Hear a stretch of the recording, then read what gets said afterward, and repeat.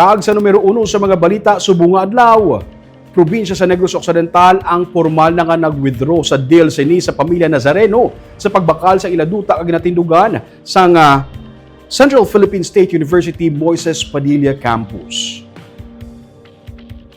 Sa sulat ni Negros Occidental Governor Eugenio C. Lacson kay Francisco Nazareno Jr., nakasaad nga sandig sa rekomendasyon sa Provincial Legal Office kag pagpatigayon sa comprehensive review.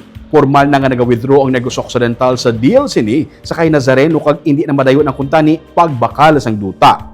Nakasaad bilang rason sa withdrawal amo ang kapaslawan sa bahay ni Nazareno sa pag-comply sa legal kag documentary requirements miyara man sang legal deficiency sa gin-execute nga deed of sale kag adversarial and uncooperative conduct patag sa probinsya, apesar sa makapila na kabeses nga pag-follow up sa probinsya para matigayon ang transaksyon, wala sa gihapon makasubmit sang required legal kag supporting documents si Nazareno, rason nga may kabudlayan sa pag-idog sang bilog nga proseso.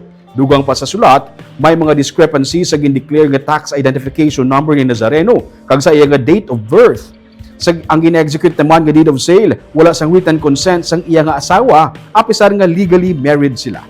Namutikan man sang probinsya nga ang overall conduct sang negotiation sa kay Nazareno nangin unproductive na. Wala sang ginakabig sincere engagement sa iya nga bahin. Nagabalor sang 25 million pesos ang duta. Suno kay Provincial Administrator Fernando Diaz, pwede nga magapangita ang probinsya sang lain na lamang nga duta.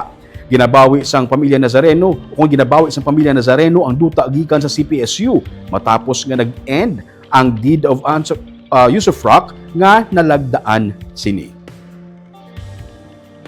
Legal niya aton problem which we cannot solve kung wala ga cooperate ang other side. Ang kwarta na pila ganito? Supplemental budget na. May 5 milyones mo nalipat ko. 25. So you can buy another property and they can build mas mayo paguro bago pang building kag duta mas barato. Pasaka siya ko pasakahan niya ko gusto niya lain naman tapos hindi na siya magbaligya.